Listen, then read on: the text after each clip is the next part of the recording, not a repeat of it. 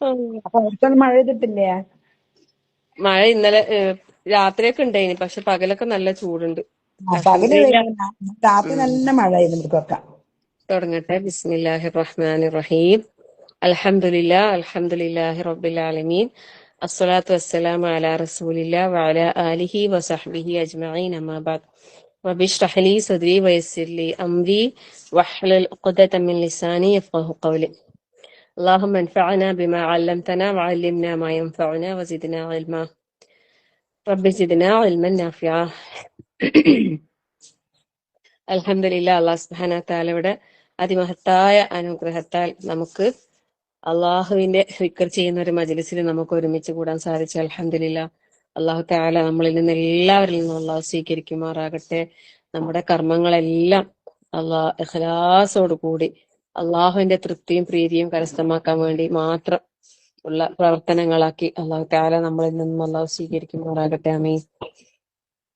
നമ്മൾ ഇന്നലെ സൂറത്തു സുമറിന്റെ രണ്ട് മൂന്ന് ആയത്തുകൾ പറഞ്ഞിട്ടുണ്ടായിരുന്നല്ലോ. അപ്പൊ അതിൽ ഇഖ്ലാസുമായി ബന്ധപ്പെട്ട കുറച്ച് കാര്യങ്ങൾ നമ്മൾ ഇന്നലെ പറഞ്ഞു. അപ്പൊ ഞാൻ വിചാരിച്ചു അതിന്റെ കണ്ടിന്യൂഷൻ ആയിട്ട് ബാക്കി കാര്യങ്ങൾ ഇന്ന് പറയാം. സുമർ ബാക്കി ഇൻഷാല്ലാ അത് എല്ലാ വെള്ളിയാഴ്ചകളിൽ തന്നെ എടുക്കാന്ന് വിചാരിക്കുന്നു. അതിന്റെ ഇടയിൽ ഗ്യാപ്പ് ഉണ്ടാകുമ്പോഴൊക്കെ എടുക്കാം ഇൻഷാല്ലാ. അള്ളാഹു എളുപ്പം നൽകട്ടെ. അള്ളാഹു എല്ലാവർക്കും മനസ്സിലാക്കാൻ അള്ളാഹു തൗഫീഖ് നൽകട്ടെ. പരിശുദ്ധ ഖുർആനിനെ ഏറ്റവും അതിന്റെ എല്ലാ ആദരവോടും ബഹുമാനത്തോടെയും നമുക്ക് നമ്മളെ ഹൃദയങ്ങളിൽ കൊണ്ട് നടക്കാൻ അള്ളാഹു തൗഫീഖ് നൽകി അനുഗ്രഹിക്കുമാറാകട്ടെ. ആമീൻ. ഞാന് ഈ ഒരു ഇഖ്ലാസ് ഉള്ളവരാണോ, നമ്മൾ ഇഖ്ലാസ് ഉള്ളവരാണോ, ആ ഇഖ്ലാസ് ഉള്ളവർക്ക് ഉള്ള ലക്ഷണങ്ങൾ എന്തൊക്കെയാണെന്ന് പറയുന്നതിന് കുറച്ചു മുമ്പ് പിന്നെ ഞാൻ ഇന്ന് കേട്ട ഒരു ക്ലാസ്സിലെ കുറച്ച് ഭാഗങ്ങളൊന്നും ഇങ്ങനെ നിങ്ങളായിട്ട് ഷെയർ ചെയ്യാൻ ഉദ്ദേശിക്കുന്നത് ഇൻഷാ അള്ളാ. അത് മലക്കുകളെ കുറിച്ചിട്ടാണ് പറയുന്നത്. മലക്കുകൾ എന്ന് വെച്ചാല് പിന്നെ അല്ലാഹു സുബ്ഹാനഹു തആല പിന്നെ സത്യവിശ്വാസികൾ മുഅ്മിനീങ്ങളായ ആളുകൾക്ക് ഒരു സംരക്ഷണം എന്നുള്ള നിലക്ക് അല്ലാഹു തആല ചില മലക്കുകളെ അള്ളാഹു ഏർപ്പാടാക്കിയിട്ടുണ്ട് എന്നാ പറയുന്നത്. അങ്ങനെ പിന്നെ മലക്കുകള് മുഅ്മിനീങ്ങളുടെ കൂടെ മലക്കുകൾ ഉണ്ടാവും എന്ന് പറയുന്നുണ്ട്. ആ മലക്കുകൾ എന്ന് പറഞ്ഞാൽ അവരെന്താ ചെയ്യാ? അവര് നമ്മളെ പിന്നെ നന്മകളിലേക്ക് അടുപ്പിക്കും, തിന്മകളിൽ നിന്ന് നമ്മളെ അകറ്റും എന്നാ പറയുന്നത്. അപ്പൊ ആ പിന്നെ മലക്കുകള് നമ്മളുടെ കൂടെ തന്നെ ഉണ്ടാവണമെങ്കിൽ നമ്മൾ എപ്പോഴും നന്മയിലായിക്കൊണ്ട് തന്നെ ഇരിക്കണം എന്ന് പറയുന്നത്. നമ്മളെ ജീവിതത്തിൽ തിന്മകൾ സംഭവിക്കുമ്പോൾ നമ്മളിൽ നിന്ന് മലക്കുകൾ അകന്നു പോകുമ്പോഴും അപ്പോ പിന്നെ നമ്മൾ നന്മയിൽ നിന്ന് അകന്നു പോകാന്ന് പറയുമ്പോൾ അത് നമ്മളെ സംബന്ധിച്ചിടത്തോളം ഒരു ദൗർഭാഗ്യമായ ഒരു കാര്യമാണ് അല്ലെ. മലക്കുകൾ എപ്പോഴും നമ്മളുടെ കൂടെ ഉണ്ടാവുമ്പോൾ അവരെപ്പോഴും നമ്മളെ നന്മക്ക് പ്രോത്സാഹിപ്പിച്ചു കൊണ്ടേയിരിക്കും എന്ന് പറയും. ആ മലക്കുകൾ നമ്മുടെ അടുത്ത് ഉണ്ടാകുക എന്നുള്ളതും ഏറ്റവും വലിയ ഹൈറാന്ന് പറയുന്നത്. അള്ളാഹു രണ്ട് കരീനുകളെ ഏർപ്പാടാക്കും പറയുന്നുണ്ടല്ലോ. ഇപ്പം അൽഹംദുലില്ലാ നമ്മളൊരു ഇൽമിന്റെ സദസ്സിൽ നമ്മൾ ഇരിക്കുമ്പോ നമുക്കറിയാം അവിടെ ആരുണ്ടാകും? മലക്കുകൾ ഉണ്ടാകും അല്ലെ. മലക്കുകളുടെ സാന്നിധ്യം നമ്മളുടെ കൂടെ നമ്മുടെ വീടുകളിൽ നമ്മൾ ഉണ്ടാക്കിയെടുക്കാൻ എപ്പോഴും അതിനു വേണ്ടിയിട്ടുള്ള പരിശ്രമങ്ങൾ എപ്പോഴും നമ്മൾ നടത്തിക്കൊണ്ടേയിരിക്കണം. കാരണം അത് നമുക്ക് എപ്പോഴും ഹൈറേ ഉണ്ടാവും. നമ്മളെ കരീനായിട്ട് നമ്മളെ കൂട്ടുകാരനായിട്ട് മലക്കാണെങ്കിൽ നമുക്ക് നമ്മള് പിന്നെ നന്മയിലേക്ക് കൂടുതൽ കൂടുതൽ അടുത്തുകൊണ്ടിരിക്കും. നേരെ മറിച്ച് നമ്മളുടെ കരീനായിട്ട് കൂട്ടുകാരനായിട്ട് പിശാചാണെങ്കിലോ, നമ്മൾ തിന്മകൾ ചെയ്യുമ്പോൾ നമ്മളിൽ നിന്ന് മലക്കുകൾ അകന്നു പോവുകയും പിശാചുക്കൾ നമ്മളെ കൂട്ടാളികളായിട്ട് കൂടെ ഉണ്ടാവും എന്ന് പറയും. അങ്ങനെ ആവുമ്പോ എന്താ സംഭവിക്കുക? നമുക്ക് തിന്മക്ക് പ്രോത്സാഹനം നൽകിക്കൊണ്ടേയിരിക്കും എന്ന് പറയുന്നത്. അപ്പൊ അതുകൊണ്ട് നമ്മളെപ്പോഴും പിന്നെ നമ്മളെ കൂടെ മലക്കുകളുടെ സാന്നിധ്യം ഉണ്ടാക്കിയെടുക്കാൻ നമ്മൾ എപ്പോഴും പരിശ്രമിച്ചുകൊണ്ടേയിരിക്കണം. സൽഫുകളായ മുൻഗാമികൾ പറയുന്ന അവരുടെ അറിവിൽ വെച്ചിട്ട് അവർ പറയുന്നു, പിന്നെ ഒരാള് രാവിലെ ഉണരുന്ന സമയത്ത് അവന്റെ അടുത്ത് മലക്കും വരുമ്പോഴും ഷെയ്ത്താനും വരുമ്പോഴും അവൻ അള്ളാഹുവിനെ ദിക്ർ ചെയ്തുകൊണ്ട് അള്ളാഹുവിനെ സ്തുതിച്ചുകൊണ്ട് അൽഹംദുലില്ലാ പിന്നെ സുബ്ഹാനല്ലാഹ് അൽഹംദുലില്ലാ ലാ ഇലാഹ ഇല്ലല്ലാഹ് അല്ലാഹു അക്ബർ ലാ ഹൗല വലാ ഖുവത ഇല്ലാ ബില്ലാഹ് അല്ലേ, അൽഹംദുലില്ലാഹി അല്ലദീ അഹ്യാനാ ബഅദ മാ അമാതനാ വഇലൈഹി നുശൂർ ലാ ഇലാഹ ഇല്ലല്ലാഹു വഹ്ദഹു ലാ ശരീക ലഹു. അങ്ങനെ ദിക്റുകളൊക്കെ ചെയ്തിട്ടാണ് അള്ളാഹിനെ ഓർത്തുകൊണ്ടാണ് ഒരാൾ ഉണർവെങ്കിൽ ആ മലക്ക് എന്ത് ചെയ്യും എന്ന് പറയുന്നത് പിശാചിനെ ഓടിക്കും. അവിടെ നിൽക്കാൻ സമ്മതിക്കൂല, അവന് ഓടിക്കും. നേരെ മറിച്ച് നമ്മള് അലക്ഷ്യമായിട്ട് എഴുന്നേറ്റ് അള്ളാഹിനെ ദിക്റൊന്നും ചെയ്യാണ്ട് ഇല്ല. ഇന്നത്തെ കാലത്ത് പിന്നെ ചില ആളുകൾ എങ്ങനെയാന്ന് വെച്ചാല് ഉറങ്ങി എണീച്ചപാട് എന്താ എടുക്കാ, ഫോൺ എടുക്കുന്നുണ്ടാവും, ഇല്ലെ മെസ്സേജ് നോക്കുന്നുണ്ടാവും, ചിലപ്പോ എന്തെങ്കിലും കാണുന്ന പോലും ഉണ്ടാവും, എന്തെങ്കിലും ഷോർട്സാ റീൽസാ, ഇല്ലെ. അതിനൊന്നും ഒരു കാലവും പിന്നെ സമയം ഇല്ലാത്ത പോലത്തെ ഒരു ലോകത്താണ് നമ്മൾ ഇന്ന് ജീവിച്ചുകൊണ്ടിരിക്കുന്നത്. അപ്പൊ അള്ളാനെ നമ്മൾ ഓർത്തുകൊണ്ട് ഉറങ്ങി, നമ്മൾ ഉറക്കത്തുനിന്ന് ഞെട്ടുമ്പോ പോലും ഇല്ല അൽഹംദുലില്ലാ അൽഹംദുലില്ലാ നമുക്ക് പറയാൻ കഴിഞ്ഞാൽ അത് വലിയ ഖൈറാണ്. അവിടെ നമ്മളെ കൂട്ടുകാരനായിട്ട് അള്ളാഹു മലക്കിനെ നമുക്ക് നൽകും. അന്നേരം പിശാച് കൊടുക്കും. അത് തിരിച്ചാണെങ്കിൽ എന്താ സംഭവിക്കുക, നമ്മൾ അള്ളാഹിനെ ദിക്റൊന്നും ഇല്ലാണ്ട് എഴുന്നേറ്റ്, അല്ലെ, ഒരു ഓർമ്മയും ഇല്ലാണ്ട് അങ്ങനെ പോയി ബാത്റൂം പോയി വന്ന് ഒരു അവിടെ എവിടെ ഒന്നും നമ്മൾ അള്ളാഹിനെ ഓർമ്മിച്ചിട്ടില്ലെങ്കിൽ അവിടെ നമ്മളെ കൂടെ ആരാ ഉണ്ടാകുക? പിശാചായിരിക്കും ഉണ്ടാവുക. നമ്മള് ഓരോ ദിവസവും നമ്മൾ ഉണരുമ്പോഴും ഓരോ കാര്യങ്ങൾ ചെയ്യുമ്പോഴും നമ്മൾ നടക്കുമ്പോഴും ഇരിക്കുമ്പോഴും എന്ന് പറഞ്ഞ പോലെ അള്ളാഹിനെ തന്നെ നമ്മൾ ഓർമ്മിച്ചുകൊണ്ട് നമ്മൾ ചെയ്യുമ്പോൾ അള്ളാഹിന്റെ മലായിക്കത്തുകളാണ് നമ്മളെ കൂടെ ഉണ്ടാകുക. അള്ളാഹുവിന്റെ മലായിക്കത്തുകള് പിന്നെ ശരിക്കും പറയുന്നത് നമ്മള് ഒരടിമ അള്ളാഹു സുബ്ഹാനഹു വ തആലയെ അനുസരിച്ച് ജീവിക്കുന്ന കാലത്തോളം മലക്കുകൾ അവന്റെ കൂടെ, അവന്റെ സംരക്ഷണം പോലെ അവന്റെ കൂടെ ഉണ്ടാവും എന്ന് പറയും. എന്നിട്ട് എവിടൊക്കെ എന്ന് പറഞ്ഞാല് ഈ ദുനിയാവിന്റെ കാര്യത്തില്, ദുനിയാവിലെ എല്ലാ കാര്യത്തിലും, പിന്നെ അതുപോലെ നമ്മളെ മരണസമയത്ത്, മരണത്തിന് ശേഷം ഖബറിന് ശേഷം ഉയർത്തെഴുന്നേൽപ്പിന്റെ നാളില് നമ്മള് കേട്ടിട്ടില്ലേ, സൂറത്ത് സ്വാഫാത്തില ബില്ലാഹി മിനശ് ശൈത്താനിർ റജീം ഇന്നല്ലദീന ഖാലൂ റബ്ബുനല്ലാഹ് ഫുസ്സിലത്തില് സൂറത്ത് ഫുസ്സിലത്തില് അള്ളാഹു തആല പറയുന്നുണ്ട്, ഇന്നല്ലദീന ഖാലൂ റബ്ബുനല്ലാഹ് സുമ്മ ഇസ്തഖാമു തതനസ്സലു അലൈഹിമുൽ മലായികത്തു അല്ലാ തഖാഫു വലാ തഹ്സനു. അതായത് അള്ളാഹു ആണ് എന്റെ റബ്ബ് എന്ന് ഒരാള് വിശ്വസിക്കുകയും എന്നിട്ട് അതിൽ അടിയുറച്ചു നിൽക്കുകയും ചെയ്താൽ, ഇസ്തിഖാമത്ത് അല്ലെ, ഇസ്തിഖാമത്തോടു കൂടി ഒരാൾക്ക് ദീനില് അടിയുറച്ച് ജീവിക്കാൻ ഒരാൾക്ക് സാധിച്ചാല് അവന്റെ കൂടെ ആരുണ്ടാവും? അവന്റെ അടുത്തേക്ക് മലക്കുകൾ ഇറങ്ങി വരും എന്ന് പറയും. അവര് പറയുന്നത്, നിങ്ങൾ ഭയപ്പെടേണ്ടതില്ല, ദുഃഖിക്കേണ്ടതില്ല, ഞങ്ങൾ നിങ്ങളുടെ കൂട്ടുകാരാണ്, അല്ലെ, നഹ്നു ഔലിയാഉകും ഫിൽ ഹയാത്തി ദുനിയ, നിങ്ങളുടെ ഈ ദുനിയാവിലും നാളെ ആഖിറത്തിലും ഒക്കെ നമുക്ക് കൂട്ടാളികളായിട്ട് ആരുണ്ടാവും എന്ന് പറയുന്നത്? മലക്കുകൾ ഉണ്ടാവും എന്ന് പറയുന്നത്, അല്ലെ. സുബ്ഹാനല്ലാഹ്. അത് എത്ര വലിയ സന്തോഷം നൽകുന്ന ഒരു കാര്യമാണ്, അല്ലെ. നമ്മളെ ദീനിൽ ഉറപ്പിച്ച് നിർത്താൻ മലക്കുകൾ സഹായിക്കുന്നു. കാരണം നമ്മള് ഈമാൻ എന്ന് പറയുന്നത് ഭയങ്കര ലൈഫായ ഈമാനാണ്, അല്ലെ.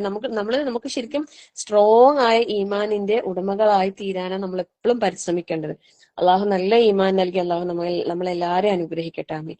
അപ്പം നമ്മളെപ്പോഴും നന്മകളിലായി കൊണ്ടിരിക്കുമ്പോൾ മലക്കുകൾ നമ്മളെ കൂടെ ഉണ്ടാവും. നമ്മൾ തിന്മ ചെയ്യുമ്പോൾ മലക്കുകൾ നമ്മളിൽ നിന്നുണ്ടാകും, അകന്നു പോകും. കാരണം തിന്മ ചെയ്യുന്നിടത്ത് ആര് നിൽക്കൂല?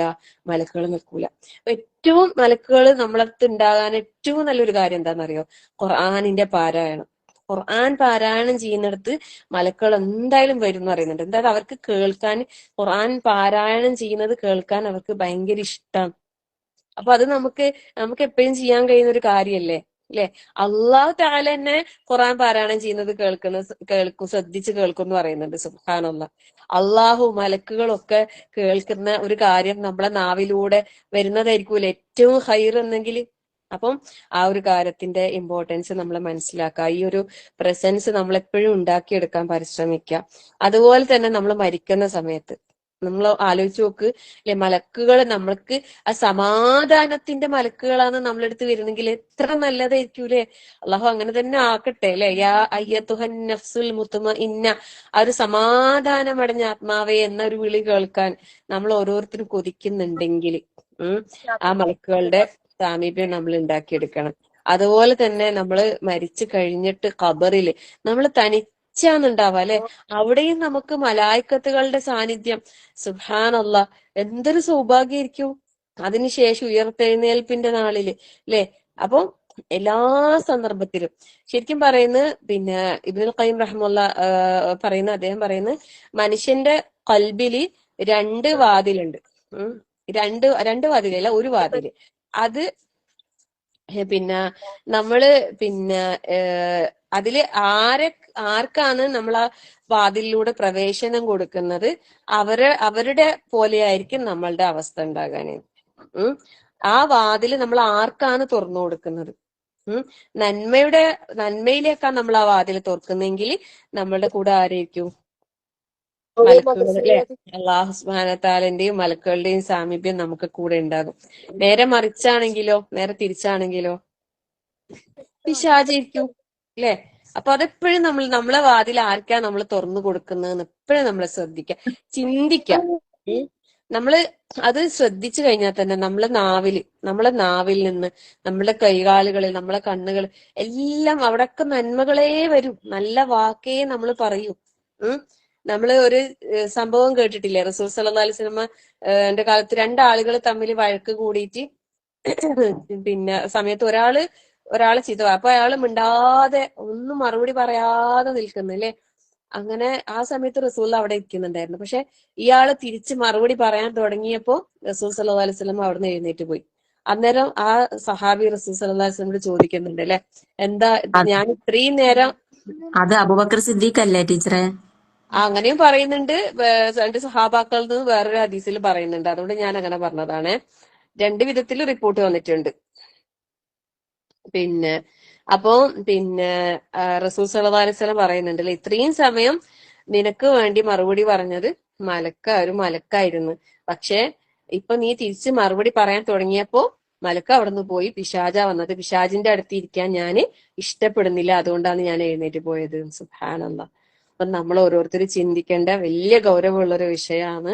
പിന്നെ നമ്മളെപ്പോഴും മലക്കളുടെ സാമീപ്യം നമ്മൾ ഉണ്ടാക്കിയെടുക്കാൻ പരിശ്രമിക്കുക.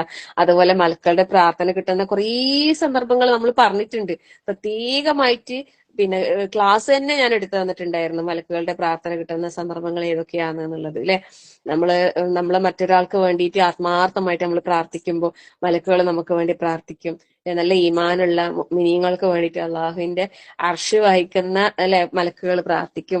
നമ്മൾ വുളൂഓട് കൂടി നിസ്കാരം പ്രതീക്ഷിച്ചിരിക്കുമ്പോ, നിസ്കാരം കഴിഞ്ഞ് അടുത്ത നിസ്കാരം വരെ പ്രതീക്ഷിച്ചിരിക്കുമ്പോ, അതുപോലെ രാത്രി ഉറങ്ങാൻ നേരത്ത് വുളൂ എടുത്ത് കിടക്കുമ്പോ, അങ്ങനെ എല്ലാ സന്ദർഭങ്ങളിലും അള്ളാഹുവിന്റെ മലക്കുകൾ നമുക്ക് വേണ്ടി പ്രാർത്ഥിക്കുന്ന, സുബ്ഹാനല്ലാഹ്, ഒരു രോഗിയെ സന്ദർശിക്കുമ്പോ, അല്ലെ, രോഗിയെ സന്ദർശിക്കുന്നതിന് 70,000 മലക്കുകളാണ് പ്രാർത്ഥിക്കുന്ന പറയുന്നത്. അതുപോലെ ഒരു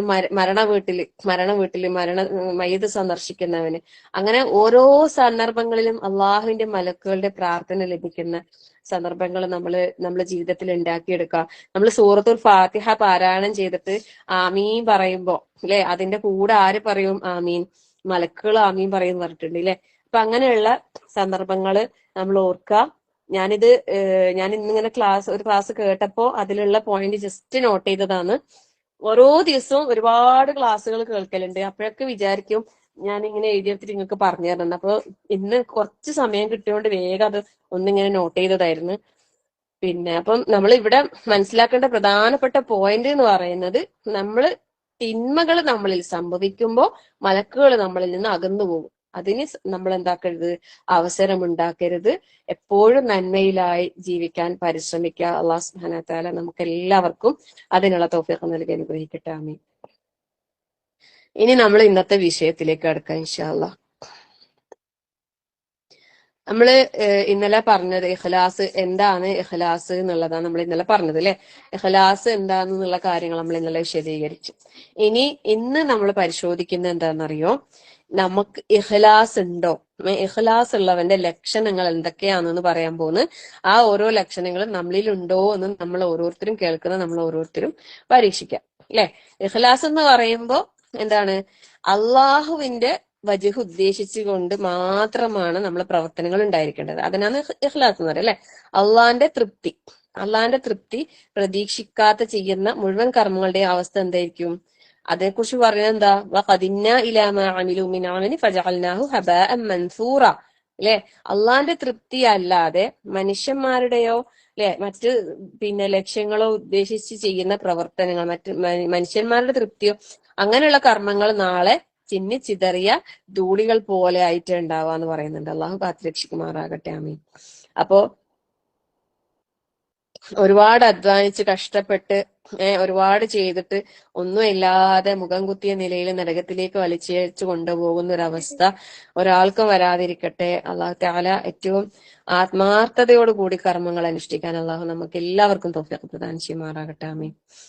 അപ്പം ഒന്നാമത്തെ ലക്ഷണം പറയുന്നത് എന്താ പറയാ, ഇഖ്ലാസ് ഉള്ളവന്റെ ലക്ഷണങ്ങളിൽ ഒന്നാമത്തേത് പറയുന്നത് പിന്നെ ചെയ്യുന്ന കർമ്മങ്ങള് പാഴായി പോകാതിരിക്കാൻ വേണ്ടിയിട്ട്, അതിന്റെ പ്രതിഫലം കുറഞ്ഞു പോകാതിരിക്കാൻ വേണ്ടിയിട്ട് കർമ്മങ്ങൾ ചെയ്യുമ്പോൾ വളരെ കൃത്യതയോടെ നല്ല നിഷ്ഠയോടുകൂടിയാണ് ചെയ്യുക. അത് അവന് ഉറപ്പ് വരുത്തുന്ന പറയുന്നു. ചെയ്യുന്ന കർമ്മങ്ങള് പാഴായി പോകാതിരിക്കാൻ വേണ്ടിയിട്ടും അതിന്റെ പ്രതിഫലം കുറഞ്ഞു പോകാതിരിക്കാനും വേണ്ടിയിട്ട് അത് വളരെ കൃത്യതയോടുകൂടി ചെയ്യും. അങ്ങനെ റസൂൽ സല്ലല്ലാഹു അലൈഹി വസല്ലമയുടെ ചര്യക്കനുസരിച്ച് സൽക്കർമ്മങ്ങൾ ചെയ്തുകൊണ്ട് അള്ളാഹുലേക്ക് അടുക്കും. അപ്പൊ നമ്മള് ഒരേ ഒരു കർമ്മം നമുക്ക് എടുക്കാം. ഒരേ ഒരു കർമ്മം മാത്രം നമുക്ക് ജസ്റ്റ് എക്സാമ്പിൾ എടുക്കാം. ഈ ഒരു വിഷയം നമ്മൾ അതിൽ കറക്റ്റ് ചെയ്യുന്നുണ്ടോ എന്ന് ഓരോരുത്തരും ചിന്തിക്കാം. അതിൽ ഒരേ ഒരു കർമ്മം എന്ന് പറയുമ്പോൾ നിങ്ങൾക്ക് എല്ലാവർക്കും മനസ്സിലാവും ഞാൻ എന്താ പറയാൻ പോകുന്നത് അല്ലെ. ഞാൻ നിസ്കാരാണ് ഉദ്ദേശിക്കുന്നത്. നിസ്കാരം മാത്രം നമുക്ക് നോക്കാം. ഇതില് ഒന്ന് പാഴായി പോകാതിരിക്കാനും പ്രതിഫലം കുറഞ്ഞു പോകാതിരിക്കാനും കൃത്യതയോടെ ചെയ്യുന്നു. ഇപ്പൊ നമ്മൾ ബാങ്ക് കൊടുത്തിട്ട് എപ്പോഴാ നിസ്കരിക്കുന്നത് ഓരോരുത്തരും ഒന്ന് ചിന്തിച്ചു. അപ്പം ബാങ്ക് കൊടുത്തിട്ട് നമ്മൾ എത്രത്തോളം വൈകുന്നോ അത്രത്തോളം എന്താവും, അതിന്റെ പ്രതിഫലം എന്തായാലും കുറയും. പ്രതിഫലം ഉണ്ട്, പക്ഷെ അത് നമ്മൾ വെറുതെ സമയം കളഞ്ഞിട്ട് ലേറ്റ് ആക്കുന്നതാണെങ്കിൽ നല്ലോണം കുറയും. നേരെ മറിച്ച് ഇപ്പൊ നമുക്ക് എന്തെങ്കിലും ഓരോ കാരണങ്ങൾ ഉണ്ടാവല്ലോ, വെറായിട്ട് നമുക്ക് അത്യാവശ്യമായിട്ട് അങ്ങനെ എന്തെങ്കിലുമൊക്കെ വന്നിട്ട് വൈകിപ്പോയാൽ ചിലപ്പം നമുക്ക് അതിന്റെ പ്രതിഫലം കൂടെയിരിക്കും ചെയ്യാന്. അത് ഓരോരുത്തരുടെ മനസ്സിന്റെ നിയത്ത് അനുസരിച്ച് അള്ളാഹു തആല സന്ദർഭ സാഹചര്യം അനുസരിച്ച് തരും. പക്ഷെ അങ്ങനെയൊന്നും അല്ലാതെ പിന്നെ നമ്മള് അതിനെ അലക്ഷ്യമായിട്ട് കൃത്യതയോടെ നമ്മൾ ചെയ്യുന്നില്ലെങ്കിൽ നമുക്ക് എന്താണ് അവിടെ അതിൽ നമ്മൾ ഇഖ്ലാസ് ഇല്ല. അതാണ്, നമ്മൾ ഇഖ്ലാസ് ഉള്ളവരാണെങ്കിൽ ബാങ്ക് കൊടുത്താൽ പിന്നെ നമുക്ക് എന്ത് കിട്ടൂല, സമാധാനം ഉണ്ടാവില്ല. അള്ളാഹുവേ അല്ലെ, നിസ്കാരം നിസ്കാരം നിസ്കാരം എന്ന് വിചാരിച്ചിട്ട് നമുക്ക് ഒന്നും ചെയ്യാൻ തോന്നൂല. എല്ലാവരും ഇട്ടിട്ട് വേഗം ഒന്നു കൊടുക്കാനും നിസ്കരിക്കാനും പോയേ ചെയ്യാം. നേരെ മറിച്ച് ഇഖ്ലാസ് കുറഞ്ഞവരാണെങ്കിൽ എന്താ സംഭവിക്കുക, നമുക്ക് വേറെ എന്തെങ്കിലും ഉണ്ടെങ്കിൽ അതും എല്ലാം ചെയ്തിട്ട് അതും കഴിഞ്ഞ് ഇതും കഴിഞ്ഞ് ഇതും കഴിഞ്ഞ് അതും കഴിഞ്ഞ് അതും കഴിഞ്ഞിട്ട് എന്നിട്ട് അതും കഴിഞ്ഞിട്ട് എല്ലാം കഴിഞ്ഞിട്ട് ഏറ്റവും ലാസ്റ്റ് നമ്മൾ എങ്ങനെയാണെന്ന് ഓരോരുത്തർ ചിന്തിക്കട്ടാ. നമ്മൾ എവിടെങ്കിലും പോകാൻ ഇറങ്ങുമ്പോ എന്തെങ്കിലും ഒരു ആവശ്യത്തിന് നിസ്കാരം നമ്മൾ കവർ ചെയ്യണം. ആദ്യം അതിനെക്കുറിച്ച് ചിന്തിക്കണം. നിസ്കാരത്തിന്റെ സമയം, എവിടെ നിന്ന് നിസ്കരിക്കാം, എങ്ങനെ നിസ്കരിക്കാം, അതിനൊരു പ്ലാനിങ് എന്തായാലും ഉണ്ടാകണം. യാത്രയാണെങ്കിൽ നമുക്ക് ജമ്മു കസറാക്കാൻ അനുവാദം ഉണ്ട്, പക്ഷെ അവിടെ പോലും നമ്മൾ അതിനൊരു കൃത്യത നമ്മൾ ഉണ്ടാകും ഇഖ്ലാസ് ഉള്ളവരാണെങ്കിൽ. അതാണ് അവിടെ ആ ഒരു അടിവരയിട്ടിട്ട് നമ്മൾ ഓർക്കേണ്ട കാര്യം. ഇപ്പൊ നമ്മൾ ഇഖ്ലാസ് ഉള്ളവരാണോ, ഈ ലക്ഷണം നമുക്കുണ്ടോ? ഇനി നിസ്കാരത്തിന്റെ മുമ്പ് വേറൊരു കാര്യമുണ്ട്, ബാങ്ക് എന്ന് പറയുന്നത്. നമ്മൾ അതിനെത്രത്തോളം പ്രാധാന്യം കൊടുക്കുന്നുണ്ട് ചിന്തിച്ചിട്ടുണ്ടാ? ബാങ്ക് കൊടുക്കുമ്പോൾ നമ്മൾ ശ്രദ്ധിച്ച് കേൾക്കുന്നുണ്ടാ? നമ്മൾ ചിലപ്പോൾ മൊബൈലിൽ എന്തെങ്കിലും വോയിസോ കേൾക്കുകയോ അല്ലെങ്കിൽ എന്തെങ്കിലും കാണുകയോ ചെയ്യുന്നുണ്ട്. ബാങ്ക് കൊടുക്കുമ്പോൾ നമ്മൾ എന്താ ചെയ്യാ? അതവിടെ സ്റ്റോപ്പ് ചെയ്യോ, അല്ല അത് പതുക്കെ ആക്കിയിട്ട് കേൾക്കോ, അല്ല ബാങ്കിന് ജവാബ് ചെയ്യോ, എന്താ നമ്മൾ ചെയ്യാ? ഓരോരുത്തർ ചിന്തിച്ചോട്ടാ. ഞാൻ എന്നോട് തന്നെ ചോദിക്കുന്നതാ, ഞാൻ നിങ്ങളോടല്ല ചോദിക്കുന്നത്, ഞാൻ എന്നോട് തന്നെ ചോദിക്കുന്നതാ. ഇനി ബാങ്ക് കൊടുക്കുമ്പോ ശ്രദ്ധിച്ചോ, നമ്മൾ എന്തിനാ പ്രാധാന്യം കൊടുക്കുന്നത്? ബാങ്കിൽ അള്ളാഹു തആല അള്ളാഹു അക്ബർ എന്നാ പറയുന്നത്. അള്ളാഹു ആണ് ഏറ്റവും വലിയവൻ. നമ്മളപ്പോ എന്താ ചെയ്യുന്നത്? നമ്മൾ ഫോൺ ഇങ്ങനെ തോണ്ടി സ്ക്രോൾ ചെയ്ത് മെസ്സേജ് റീഡ് ചെയ്യാനെങ്കിൽ നമ്മൾ ഏതിനെയാണ് അക്ബർ ആക്കുന്നത്? അൽ മൊബൈലും അക്ബർ അല്ലെ, അൽ വാട്സപ്പും അക്ബർ, അൽ ഫേസ്ബുക്ക് അക്ബർ, അൽ ഇൻസ്റ്റാഗ്രാം അക്ബർ. ഏതാണ് ഓരോരുത്തർക്ക് അക്ബർ? അതാണ് ഓരോരുത്തർ ചെയ്യുന്നുണ്ടാകുക. നമ്മൾ ഓരോരുത്തരും സ്വയം ചിന്തിക്കുക. അപ്പൊ നമ്മള് ഏറ്റവും കർമ്മങ്ങളിൽ ഇഖ്ലാസ് ഉള്ളവരാണോ നമ്മൾ ഓരോരുത്തരും അതിനെക്കുറിച്ച് ചിന്തിക്കണം, പരിശോധിക്കണം. അപ്പൊ ഒന്നാമത്തെ കാര്യം അത് ഉറപ്പുവരുത്തുകയും ചെയ്യണം.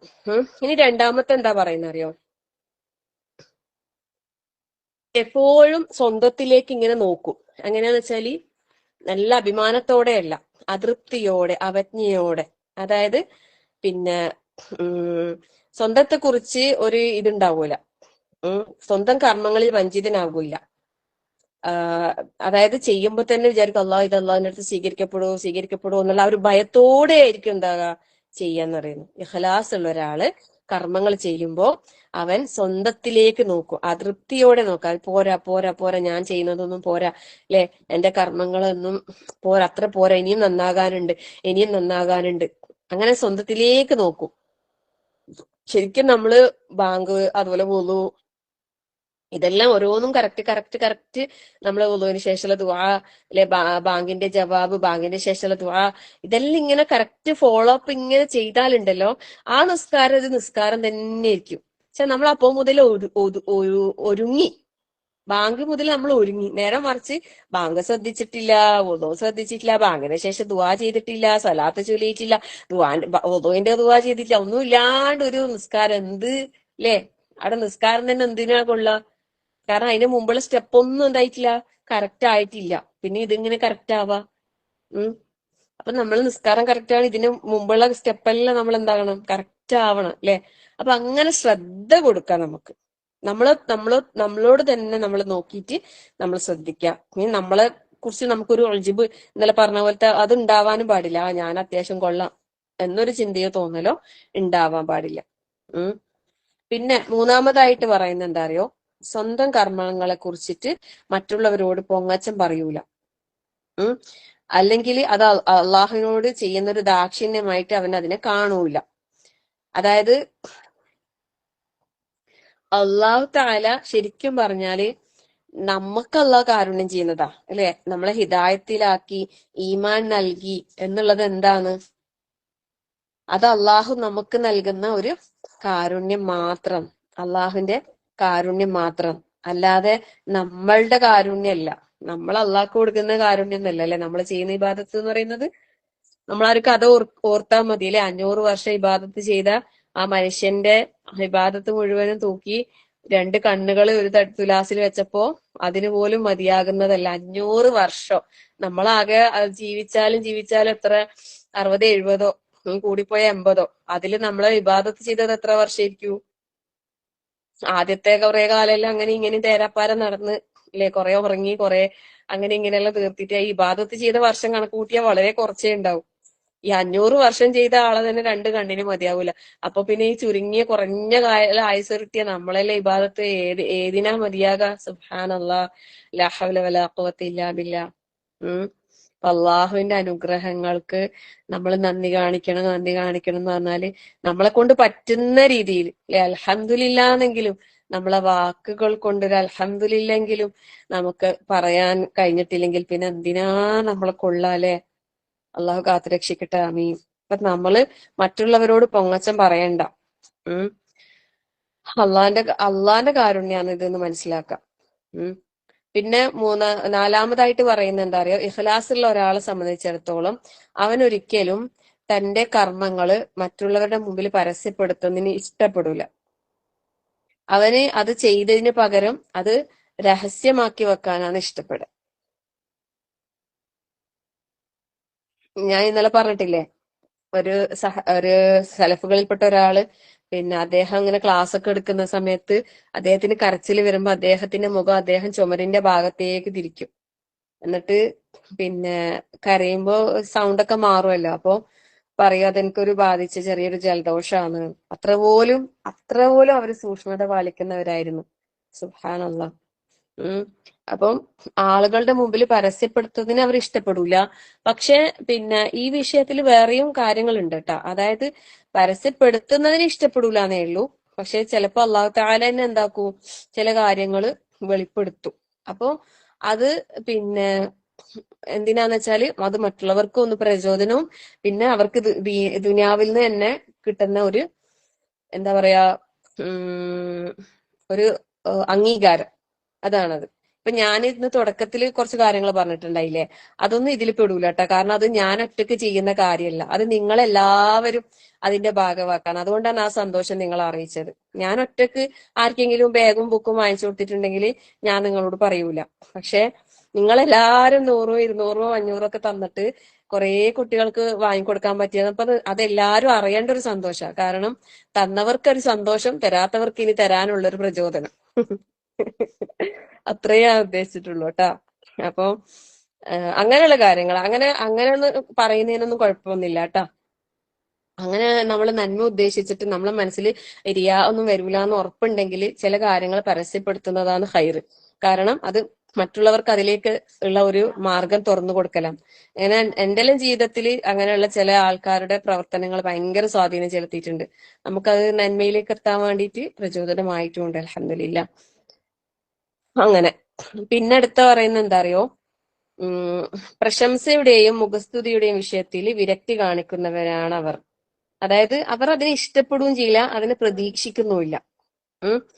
പിന്നെ സുഹൃദ് എന്ന് പറയുന്നില്ലേ, സുഹൃദ് ശരിക്കും സുഹൃദ് എന്ന് പറഞ്ഞാല് ഈ ദുനിയാവിനോടുള്ള വിരക്തിയല്ല. അതെ. പിന്നെ ശരിക്കും സ്ട്രോങ് ആയ സുഹൃദ് എന്ന് പറയുന്നത് എന്താണെന്നറിയോ? ജനങ്ങളുടെ പ്രശംസയോടും അവരുടെ സ്തുതിവചനങ്ങളോടുമുള്ള വിരക്തിയാണ്. ആളുകൾ ഇങ്ങനെ നല്ലത് പറയുന്നതിന് കേൾക്കാൻ അവർക്ക് വലിയ താല്പര്യമൊന്നും ഉണ്ടാവില്ല. പെട്ടെന്ന് അവരെന്താവും, അപ്രത്യക്ഷമാവും. അത് അവിടെ കേൾക്കാൻ നിൽക്കൂല. കാരണം എന്തെങ്കിലും അവിടെ റിയാ വന്നേക്കോ എന്നുള്ള ഭയമായിരിക്കാം ഒരുപക്ഷെ. പക്ഷെ വേറൊരു വിഷയമുണ്ട് കേട്ടാ ഈ റിയാന്റെ വിഷയത്തില്. നമ്മളിപ്പോ ഒരു നല്ല കാര്യം ചെയ്യുന്ന വെച്ചിപ്പോ നമ്മള് പിന്നെ നിസ്കരിക്കുന്നതിന് മുന്നേ ഉള്ള സുന്നത്ത് കുറച്ച് വെള്ളം എടുത്ത ശേഷമുള്ള സുന്നത്തൊക്കെ സ്ഥിരമായിട്ട് നിസ്കരിക്കുന്ന ഒരാളെ വിചാരിക്കുക. അവരെവിടെയെങ്കിലും എത്തിപ്പെട്ട് അപ്പൊ വിചാരിക്കുന്ന ഞാനിപ്പോ മുമ്പിൽ 4 ശേഷം 4 നിസ്കരിക്കുമ്പോ ഇവരെന്താ വിചാരിക്കുക, അതുകൊണ്ട് ഞാൻ ഇപ്പൊ നിസ്കരിക്കുന്നില്ല എന്ന് വിചാരിച്ചിട്ട് നമ്മൾ നിസ്കരിക്കാണ്ട് മാറ്റി എന്തെങ്കിലും ഒരു നന്മ നമ്മൾ ചെയ്യുന്ന ഒരു നന്മ ആളുകൾ കാണുമ്പോൾ ചെയ്യാതിരിക്കാൻ വേണ്ടിയിട്ട് മാറ്റി നിർത്താനും പാടില്ല എന്ന് പറയുന്നത്. അപ്പൊ നമ്മളവിടെ അവരെന്താ വിചാരിക്കാന്നൊരു വിചാരം വന്നില്ലേ, അത് തെറ്റാന്നാ പറയുന്നത്. അത് അങ്ങനെ വരാൻ പാടില്ല പോലും. അതായത് പിന്നെ നമ്മൾ എപ്പോഴും ചെയ്തുകൊണ്ടിരിക്കുന്ന ഒരു കർമ്മം ആളുകൾ കാണുമ്പോ ചെയ്യാതിരിക്കണ്ട. കാരണം എന്താ, നമ്മൾ ചെയ്യുന്നത് ആളുകൾ കാണാനോ കാണാതിരിക്കാനോ വേണ്ടിയിട്ടല്ല അല്ലെ. അത് നമ്മൾ അള്ളാന്റെ തൃപ്തിക്ക് വേണ്ടി. അപ്പൊ നമുക്ക് സൗകര്യം ഉണ്ടെങ്കിൽ ചെയ്യാം, ഇല്ലെങ്കിൽ ചെയ്യണ്ട, അത്രയേ ഉള്ളൂ. അവിടെ അതിനെ നമ്മൾ ഒഴിവാക്കാൻ പാടില്ല. അവര് കണ്ടിട്ട് അങ്ങനെ വിചാരിച്ചിട്ട് നമ്മൾ എന്താക്കണ്ട, അതിനെ ഒഴിവാക്കണ്ട.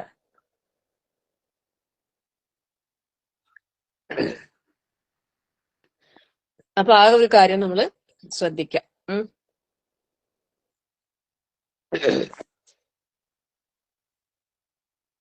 ആവുന്നില്ല. കിട്ടി. അപ്പോ പിന്നെ ആ ഒരു കാര്യം ജനങ്ങളുടെ പ്രശംസയും മുഖസ്തുതിയും പിന്നെ അവരെ പ്രതീക്ഷിക്കൂല. പക്ഷെ അള്ളാഹു സുബ്ഹാനഹു വ തആല ചില കാര്യങ്ങൾ എന്താകും, ജനങ്ങളിലേക്ക് ഇട്ടുകൊടുക്കും അല്ലെ. പ്രശസ്തിക്ക് വേണ്ടിയിട്ട് പരിശ്രമിക്കൂല.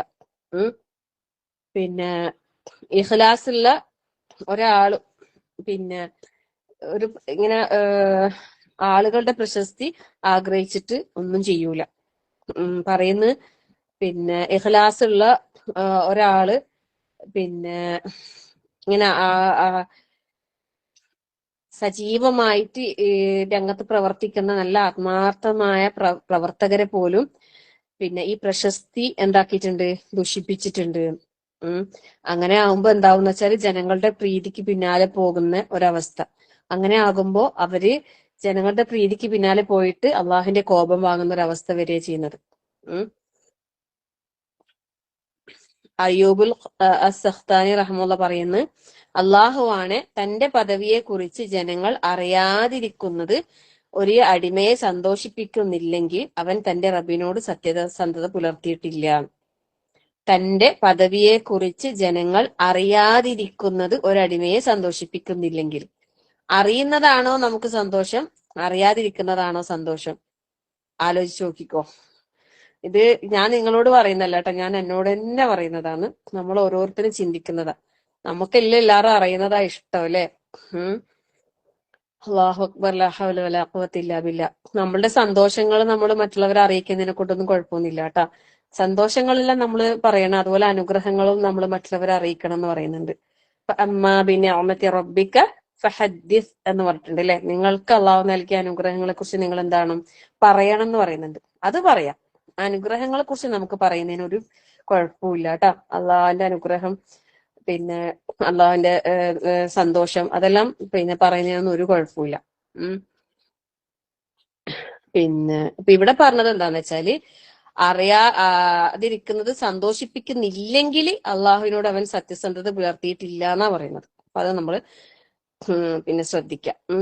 പിന്നെ ഒരു ഇഖ്ലാസുള്ള ഒരാളെ സംബന്ധിച്ചിടത്തോളം അവൻ എന്ത് ചെയ്യുമ്പോഴും അവിടെ ഇസ്ലാഹാണ് ഇഷ്ടപ്പെടുന്നതെന്ന് പറയുന്നത്. ഇസ്ലാഹ് എന്ന് പറഞ്ഞാൽ അറിയില്ലേ, നന്മ അല്ലെ, നന്മ വ്യാപിക്കുന്നതിന്. പിന്നെ അതുപോലെ കൂടെയുള്ള ആളുകളുടെ കൂടെ നന്മയോടുകൂടി നിലകൊള്ളുന്നതിനെയും അവൻ ഇഷ്ടപ്പെടുന്നു പറയുന്നത്. കാരണം അവിടെ പിന്നെ അവന്റെ പ്രവൃത്തി എന്ന് പറയുന്നത് എന്താണ്, അള്ളാഹുവിന്റെ തൃപ്തി പ്രതീക്ഷിച്ചുകൊണ്ടാണ് അല്ലെ.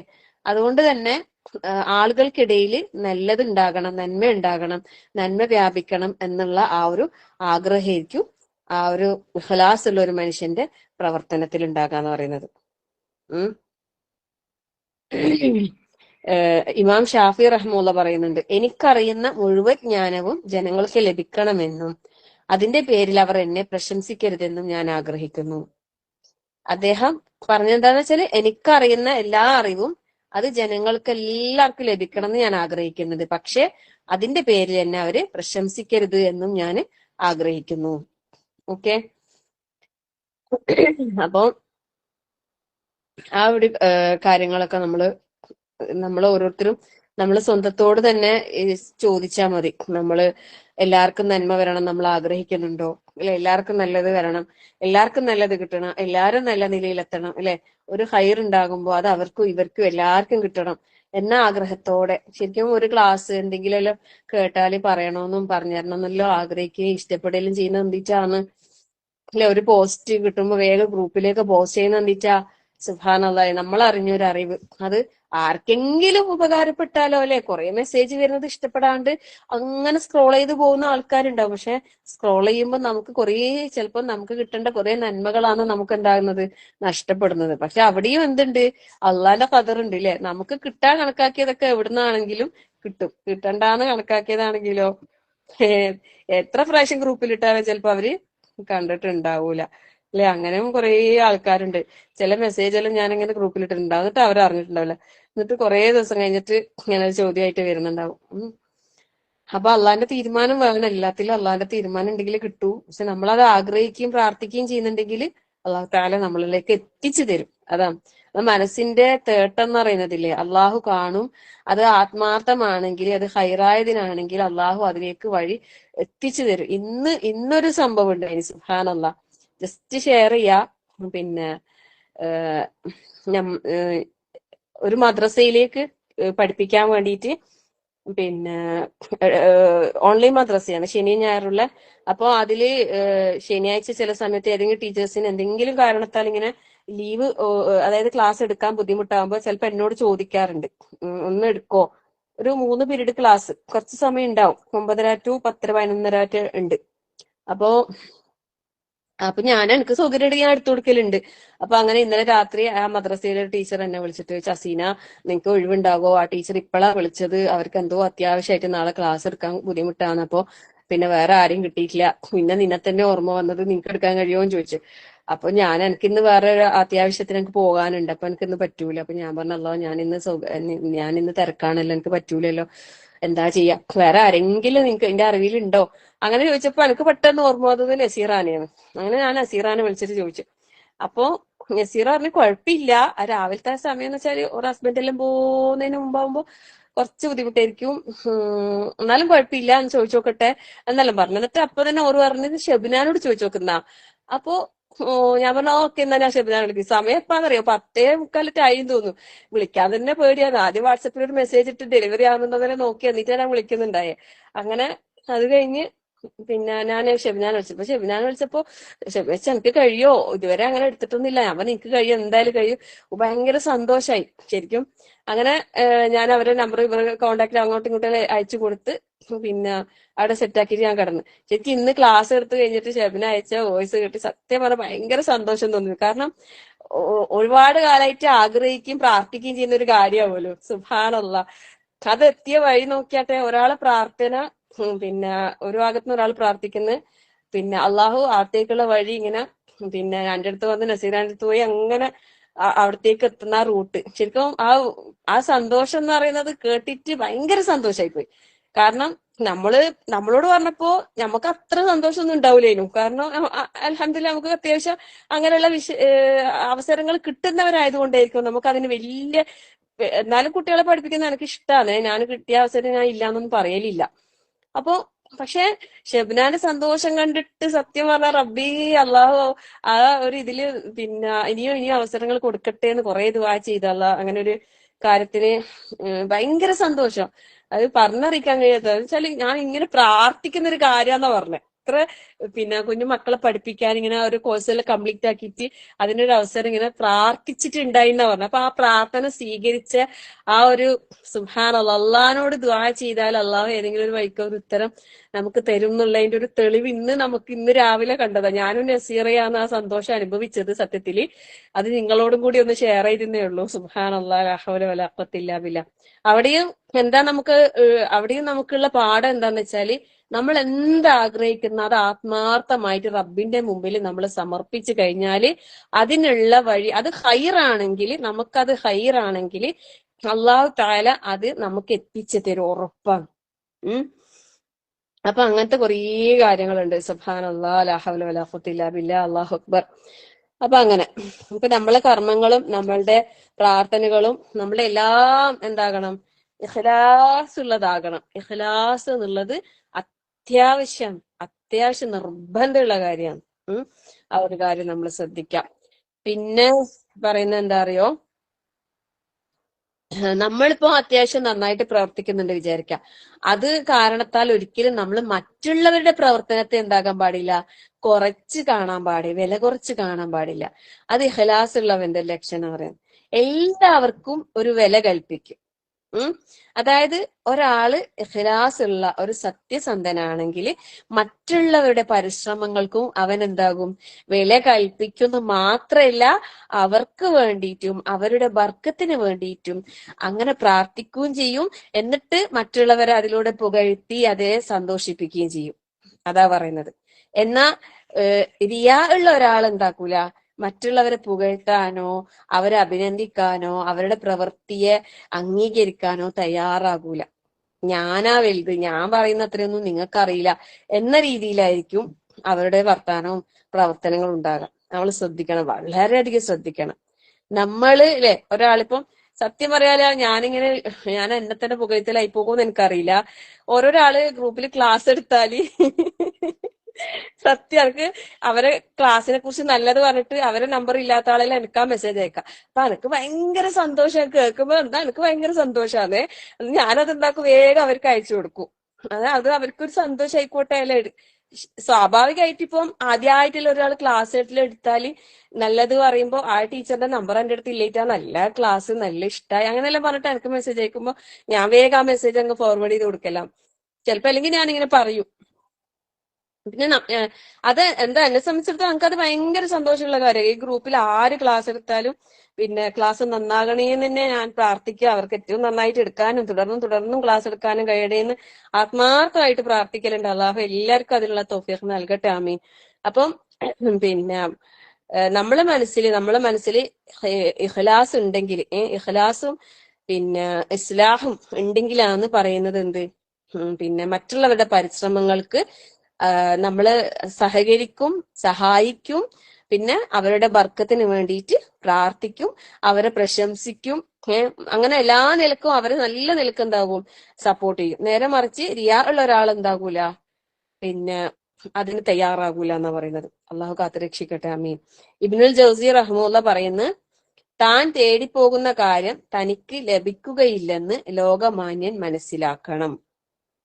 ഹൃദയങ്ങൾ അവനു നേരെ തിരിയണമെന്നാണ് അവൻ ഉദ്ദേശിക്കുന്നത്. എന്നാൽ ഇഖ്ലാസ് ഇല്ലാതാകുന്നതോടെ ഹൃദയങ്ങളുടെ സ്നേഹം നിഷേധിക്കപ്പെടും, ഒരാളും അവനിലേക്ക് തിരിയുകയുമില്ല. ഇഖ്ലാസ് ഉള്ളവൻ സ്നേഹിക്കപ്പെടും. കാണിക്കണമെന്ന് താൻ ആഗ്രഹിക്കുന്നവരുടെ ഹൃദയങ്ങൾ താൻ ധിക്കരിക്കുന്നവന്റെ, അതായത് അള്ളാഹുവിന്റെ കരങ്ങളിലാണെന്ന് അറിഞ്ഞിരുന്നെങ്കിൽ അവൻ അത് ചെയ്യില്ലായിരുന്നു. അപ്പം നമ്മൾ ഇഖ്ലാസോട് കൂടിയാണ് കർമ്മങ്ങൾ ചെയ്യുന്നതെങ്കിൽ എല്ലാരും നമ്മളെ സ്നേഹിക്കും. നേരെ മറിച്ച് ഇഖ്ലാസ് ഇല്ലാതെ ആണ് നമ്മൾ പ്രവർത്തിക്കുന്നതെങ്കിൽ ആ സ്നേഹം നിഷേധിക്കപ്പെടുന്ന പറയുന്നത്. ആരും അവനിലേക്ക് തിരിയൂല. ഇഖ്ലാസ് ഉള്ള ആളുകള് അള്ളാഹുവിന്റെ സ്നേഹം അവർക്ക് കിട്ടും. അപ്പോ എല്ലാവരും അവനെന്താക്കും? സ്നേഹിക്കും, ഇഷ്ടപ്പെടും. അപ്പൊ ആ ഒരു കാര്യം നമ്മൾ ഓരോരുത്തരും മനസ്സിലാക്കുക. അള്ളാഹു തആല ഇഖ്ലാസ് ഉള്ള മുഖ്ലിസീങ്ങളിൽ അള്ളാഹു നമ്മളെല്ലാവരെയും ഉൾപ്പെടുത്തി അനുഗ്രഹിക്കുമാറാകട്ടെ. ആമീൻ. പിന്നെ അടുത്തൊരു പോയിന്റ് പറയുന്നത് എന്താ അറിയോ? ഇഖ്ലാസ് ഉള്ള ഒരാളെ സംബന്ധിച്ചിടത്തോളം വിമർശനങ്ങളിൽ അവൻ തളരൂല. അത് പ്രതിരോധിച്ചു നിൽക്കാൻ അവന് സാധിക്കും. വിമർശനം വസ്തുതാപരമാണെങ്കിൽ അത് അവനെന്താക്കും? പരസ്യമായിട്ട് അതിൽ നിന്ന് ഖേദിച്ചു മടങ്ങും. അവനെ വിമർശിച്ച ആളോട് താങ്ക്സ് പറയും, നന്ദി പറയും, ജസാക്കല്ലാഹ് ഖൈർ പറയും. അതായത് നിങ്ങള് പറഞ്ഞപ്പോഴാണ് എനിക്കത് അറിയാൻ പറ്റിയത്, എനിക്ക് നേരത്തെ അറിയില്ലായിരുന്നു, ഞാൻ അങ്ങനെ ചെയ്യാൻ പാടില്ല, ഞാനത് പറഞ്ഞത് അബദ്ധമായി പോയി, തെറ്റാണെന്ന് എനിക്ക് മനസ്സിലായി എന്ന് പറഞ്ഞിട്ട് ക്ഷമ ചോദിക്കുകയും ആ പറഞ്ഞു കൊടുത്തതിൽ നന്ദി പറയുകയും ചെയ്യും. വിമർശിക്കുന്നതിൽ ഒന്നും തളർന്നു പോകൂല. ഇനി വിമർശനം വസ്തുതാപരമല്ലെങ്കിലോ, ഈ വിമർശിച്ച ആള് ഗുണകാംക്ഷയുള്ളവനാണെങ്കിൽ അയാൾക്ക് ഉപകാരമാകുന്ന രീതിയിൽ എന്താക്കും? നിലപാട് മനസ്സിലാക്കി കൊടുക്കും. തെളിവുകൾ നിരത്തി നല്ല നിലയിൽ അതിനെ എന്താക്കും? പ്രതിരോധിക്കും. അതാണ് നമുക്ക് വേണ്ടത്. ഈ പറഞ്ഞ ഗുണങ്ങളൊന്നും നമ്മളിൽ ഇല്ലെങ്കിൽ നമ്മൾ ഉണ്ടാക്കിയെടുക്കണം. ആരെങ്കിലും എന്തെങ്കിലും പറയുമ്പോഴത്തേക്ക് കത്തിയും കൊടുവാളും എടുത്തിട്ട് ഇറങ്ങി പുറപ്പെടല്ല വേണ്ടത്, ഇല്ലേ? നല്ലതാണെങ്കിൽ അത് സ്വീകരിക്കുക, അല്ലാത്തതാണെങ്കിൽ അവരെ പറഞ്ഞ് മനസ്സിലാക്കാനുള്ള പരിശ്രമം നടത്തുക, നല്ല രീതിയിൽ എല്ലാ നിലത്തും. ഇനി വിമർശിക്കുന്ന ആള് തർക്കിക്കുന്ന പിടിവാശിക്കാരനാണെങ്കിലോ, അപ്പൊ എന്താക്കണോ? ജാഹിലീൻ അല്ലേ, ഖാലു സലാമ പറഞ്ഞിട്ട് അവിടുന്ന് മാറിക്കോളാം, നിക്കണ്ടാട. കാരണം അതാണ് ഖുർആൻ പറഞ്ഞത്, അല്ലെ? ഫദക്കിർ ഇന്ന ഫഅതി ദിക്റ, ഉപദേശം ഉപകാരപ്പെടുന്നവനെ ഉപദേശിക്കാനാ പറഞ്ഞത്. ചില ആളുകൾക്ക് പറഞ്ഞാൽ മനസ്സിലാവും, അങ്ങനത്തെ ആളോട് പറയാ. ചില ആളുകൾ പറയുന്നോറും തർക്കിക്കാൻ നിൽക്കും. അപ്പൊ എന്താക്കണം? മിണ്ടാതിരിക്കണം. ശരിക്കും ഇല്ലേ, അവര് ഇങ്ങനെ തർക്കിക്കുന്ന ആളോടില്ല, ആ സമയത്ത് മിണ്ടാതിരുന്നിട്ടില്ലേ, കുറച്ച് സമയം കഴിഞ്ഞിട്ട് നമ്മൾ കൂളായിട്ട് സംസാരിക്കുമില്ലേ, ആ സംസാരം അവർക്ക് എന്താവും? ഭയങ്കരമായിട്ട് പ്രയോജനപ്പെടും. ഇതെല്ലാം നമ്മൾ പ്രാക്ടീസ് ആക്കണം. ഇതെല്ലാം ഈ പറഞ്ഞ കാര്യങ്ങളെല്ലാം ഇല്ലേ നമ്മുടെ ജീവിതത്തിൽ വരും, എല്ലാം വരും. എന്തെല്ലാം കാര്യങ്ങൾ നമ്മൾ എല്ലാം നേരിടാനുണ്ടാവും. ഇതൊന്നും നമ്മളെ ബാധിക്കുന്ന വിഷയമല്ല എന്ന് ആരും വിചാരിക്കണ്ട. ഇതെല്ലാം നമ്മളെ മുമ്പിലേക്ക് വരുന്ന കാര്യങ്ങളാണ്. അവിടെ ഒന്നും നമ്മൾ തോറ്റുപോകാൻ പാടില്ല. വിമർശനങ്ങളിൽ നമ്മൾ തളർന്നു പോകാൻ പാടില്ല, പ്രതിരോധിച്ച് നിൽക്കണം. ഇനി നമ്മളെ ഭാഗത്താ തെറ്റെങ്കിൽ അതിനെ സമ്മതിക്കണം, ആ തെറ്റ് തിരുത്താൻ നമ്മൾ തയ്യാറാകണം. ഇനി നമ്മളെ ഭാഗത്ത് തെറ്റില്ല എങ്കിൽ നമ്മൾ അവരെ ന്യായീകരിച്ചിട്ട് അവരെ തളർത്താനല്ല ശ്രമിക്കേണ്ടത്. നമ്മൾ എന്താക്കണോ? അവിടെ കാര്യങ്ങൾ വിശദീകരിച്ചു കൊടുത്ത് നമ്മളെ നിലപാട് വ്യക്തമാക്കി കൊടുത്ത് നമ്മുടെ തെളിവുകൾ നിരത്തി കൊടുക്കണം. പിന്നെ പറയുന്നത് എന്താ? ഇഖ്ലാസുള്ള ഒരാളെ സംബന്ധിച്ചിടത്തോളം അവൻ നന്നായി ഒരുങ്ങുന്നതിന് മുമ്പ് മുൻനിരയിലേക്ക് വരാൻ വേണ്ടിയിട്ട് ധൃതി കാണിക്കൂല. ഇഹലോകത്തിന്റെ ആളുകൾക്കിടയിൽ സ്ഥാനം ലഭിക്കാൻ വേണ്ടിയിട്ട് ഏതെങ്കിലും ഒരു പ്രത്യേകമായ വിജ്ഞാനശാഖയിൽ മാത്രം ഒഴുകി അതിനേക്കാൾ ആവശ്യമായ മറ്റൊന്നിനെ മാറ്റി നിർത്തൂല. ശരിക്കും പറഞ്ഞാൽ ഇന്ന് ആ ഒരു അവസ്ഥയാണ് നടക്കുന്നത് എന്നാ പറയുന്നത്. അതായത് എന്തെങ്കിലും ഒരു പ്രത്യേകമായ അറിവിൽ മാത്രം എന്താക്കും? ഒഴുകിയിട്ട് ചിലപ്പോ അതിനേക്കാൾ ആവശ്യമായ മറ്റു കാര്യങ്ങളിൽ നിന്നും അവരെന്താകൂല, ശ്രദ്ധിക്കാതെ മാറ്റി നിർത്തുന്ന ഒരവസ്ഥ, അല്ലെ? പിന്നെ അത് പറയുന്നത് എന്താ വെച്ചാല്, ഈ ഹദീസുകൾക്കെല്ലാം ഭയങ്കര ഇത് കൊടുത്ത് പ്രാധാന്യം നൽകിയിട്ട് ലേഖനങ്ങളെല്ലാം പ്രസിദ്ധീകരിക്കും.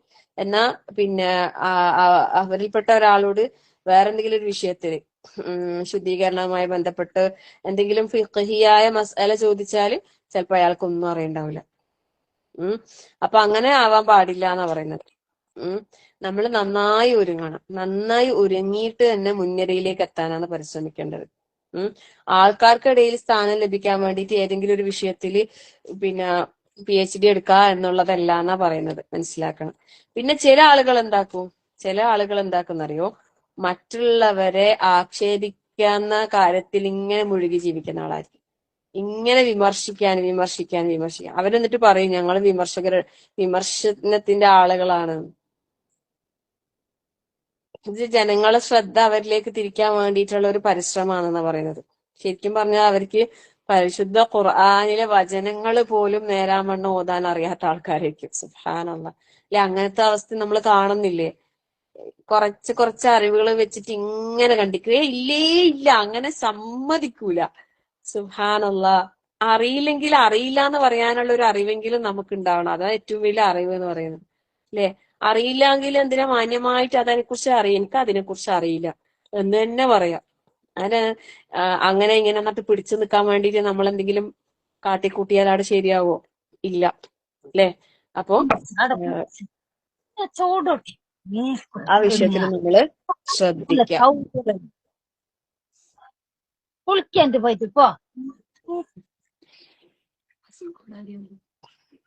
പിന്നെന്താ പറയുന്നത് അറിയോ? ഇപ്പോ ഒരാൾ ഇഖ്ലാസുള്ള ഒരാള്, അയാളെ കുറിച്ചിട്ട് ആളുകൾ എന്തെങ്കിലും മോശമായിട്ട് പറയുകയോ അതൃപ്തി രേഖപ്പെടുത്തുകയോ ചെയ്തെന്ന് വെച്ചോ, അതിന്റെ പേരിൽ കർമ്മങ്ങൾ നിർത്തിവെക്കുന്നവനല്ല ഇഖ്ലാസുള്ള ഒരാള്. നല്ല നല്ല ഇബാദത്തെല്ലാം ചെയ്യുന്ന ഒരാള് അയാളെ കുറിച്ച് മോശമായിട്ട് ആൾക്കാർ ഇങ്ങനെ പറഞ്ഞിട്ടുണ്ട്, ഞാൻ എന്ത് ചെയ്തിട്ടും കാര്യമില്ല, ഒരു കുറ്റിയെ പറയൂ എന്ന് വിചാരിച്ചിട്ട് ഒഴിവാക്കി പോകുന്ന ആളല്ല ആര്? ഇഖ്ലാസുള്ള ഒരാള്. നമ്മൾ മക്കളെല്ലാം പറയൂലേ, എന്ത് ചെയ്താലും കുറ്റി പോയാലും ഒന്നും ചെയ്യുന്നില്ല, ആ രീതിയിൽ. അതിന് ചെറിയ കുട്ടികളെ മൈൻഡ് അങ്ങനെ, അതിനൊന്നും കുഴപ്പമൊന്നുമില്ല കേട്ടോ. അപ്പം പിന്നെ ജനങ്ങൾ എന്തെങ്കിലും പറഞ്ഞെന്ന് വിചാരിച്ചിട്ടൊന്നും നമ്മളെന്താക്കണ്ട, നമ്മളെ കർമ്മങ്ങൾ കുറക്കാനും പിന്നെ ഒഴിവാക്കാനൊന്നും പോകണ്ട. കാരണം അവർക്ക് വേണ്ടിയല്ലല്ലോ നമ്മൾ ചെയ്യുന്നത്, അല്ലെ? ഇഖ്ലാസുള്ള ഒരാള് ആർക്ക് വേണ്ടിയിട്ടാ കർമ്മങ്ങൾ ചെയ്യുന്നത്? അള്ളാഹ്ക്ക് വേണ്ടിയിട്ട്. അതുകൊണ്ട് ആര് വെറുത്താലും ആര് കുറ്റപ്പെടുത്തിയാലും ആര് കളിയാക്കിയാലും എന്താണ്, നമ്മൾ ചെയ്യുന്ന കർമ്മങ്ങളിൽ നമ്മൾ എന്താക്കണം, അവിടെ സ്ട്രോങ് ആയിട്ട് തന്നെ നിൽക്കാം. അതുപോലെ തന്നെ ഇപ്പം നമ്മളിൽ നിന്നൊരു ഒരു ഇൽമു പറഞ്ഞു കൊടുക്കുന്ന ഒരാളെ വിചാരിക്കാം, അത് അവൻ ആത്മാർത്ഥമായിട്ടാണ് പിന്നെ അത് പറഞ്ഞു കൊടുക്കുന്നെങ്കിൽ, ഇപ്പം ഞാൻ എന്നെ തന്നെ പറയാം.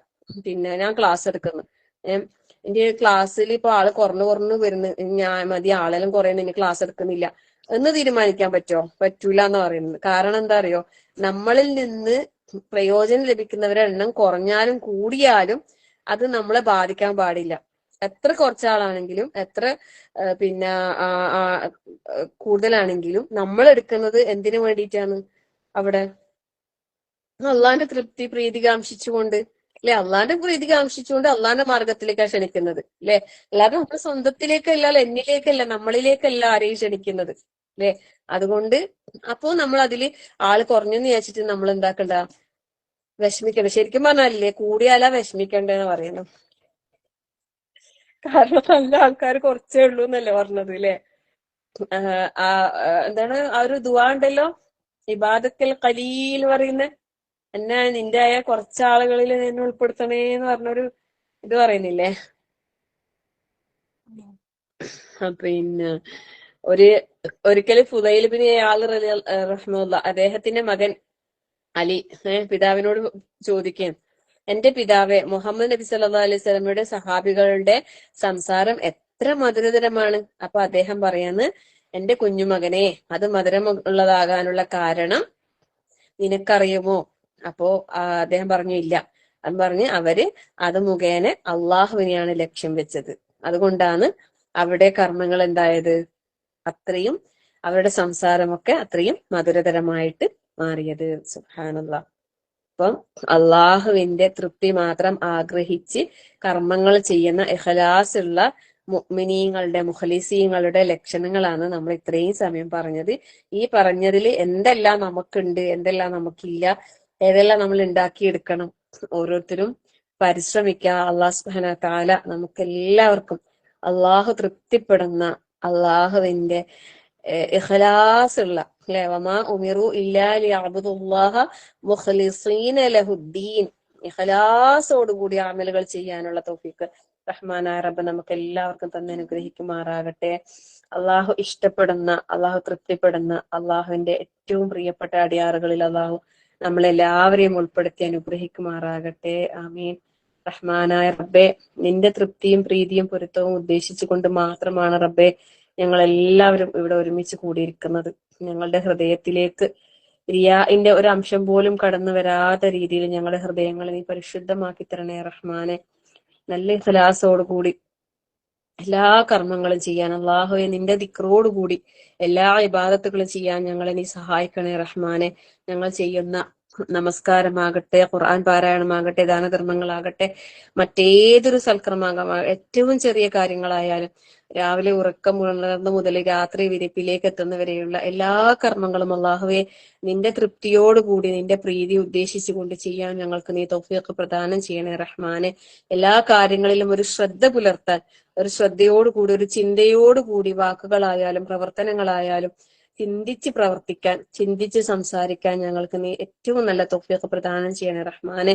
ഞങ്ങളുടെ വീഴ്ചകൾ നീ പുറത്ത് മാപ്പാക്കി തരണേ റഹ്മാനെ. ഞങ്ങൾ മനുഷ്യരാണ്, ഞങ്ങൾ ദുർബലരാണ്, ഞങ്ങളുടെ ഈമാൻ വളരെ കുറവാണ്. അള്ളാഹുവെ നല്ല സ്ട്രോങ് ആയ ശക്തമായ ഈമാൻ നൽകി ഞങ്ങളെ നീ അനുഗ്രഹിക്കണേ റഹ്മാനെ.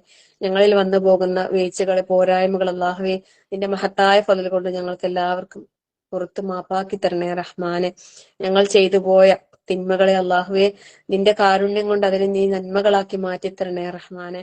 നിന്റെ കാരുണ്യം കൊണ്ടല്ലാതെ ഒരാളും സ്വർഗത്തിൽ പ്രവേശിക്കുകയില്ല റഹ്മാനായ റബ്ബേ. കരുണയുള്ള ആളുകളിൽ അള്ളാഹുവെ ഞങ്ങളെ നീ ഉൾപ്പെടുത്തി അനുഗ്രഹിക്കണേ റഹ്മാൻ. അതിലൂടെ നിന്റെ കാരുണ്യത്തിന് അവകാശപ്പെടാനുള്ള സൗഭാഗ്യം ഞങ്ങൾക്ക് എല്ലാവർക്കും നൽകി നീ അനുഗ്രഹിക്കണേ റഹ്മാനെ. മുഴുവൻ സമയവും നിന്റെ ദിക്റിലായിക്കൊണ്ട് ജീവിക്കാൻ ഞങ്ങൾക്ക് നീ തൗഫീഖ് പ്രദാനം ചെയ്യണേ റഹ്മാനെ.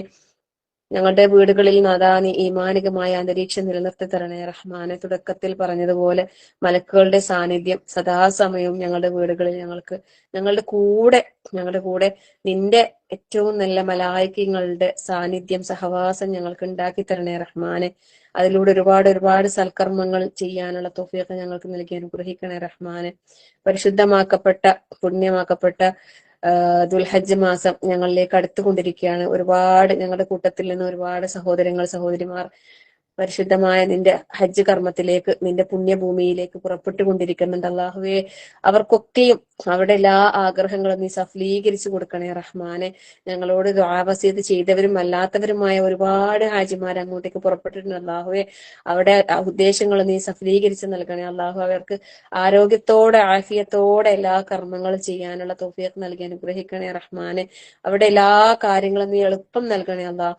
യാത്രയിലും മറ്റുമുണ്ടാകുന്ന എല്ലാ ബുദ്ധിമുട്ടുകളും നീ പരിഹരിച്ചുകൊണ്ട് നല്ല എളുപ്പത്തിൽ പോയി തിരിച്ചു വരാനുള്ള തൗഫീഖ് നൽകി നീ അനുഗ്രഹിക്കണേ റഹ്മാനെ.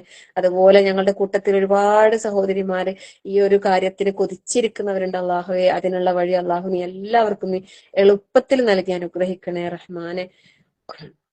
ഞങ്ങളുടെ കൂട്ടത്തില് രോഗികളായി പ്രയാസപ്പെടുന്ന ഒരുപാട് പേരുണ്ട് റഹ്മാനായ റബ്ബെ. അവർക്കൊക്കെയും നീ രോഗശമനം, ശിഫയും ആശ്വാസവും സമാധാനവും നൽകി അനുഗ്രഹിക്കണേ റഹ്മാനെ. സാമ്പത്തിക ബുദ്ധിമുട്ടുകൾ അനുഭവിക്കുന്നവരുണ്ട്, കടബാധ്യതകൾ കൊണ്ട് പ്രയാസപ്പെടുന്നവരുണ്ട് റഹ്മാനായ റബ്ബെ. എല്ലാവരുടെയും പ്രയാസങ്ങൾ നീ ദൂരീകരിച്ച് നൽകി സന്തോഷവും സമാധാനവും നിറഞ്ഞ ജീവിതം നൽകി അനുഗ്രഹിക്കണേ റഹ്മാനെ. എല്ലാ കുടുംബത്തിലും നീ ഖൈർ പ്രദാനം ചെയ്യണേ അള്ളാഹുവെ. എല്ലാവർക്കും നീ ബർക്കത്ത് പ്രദാനം ചെയ്യണേ റഹ്മാനെ.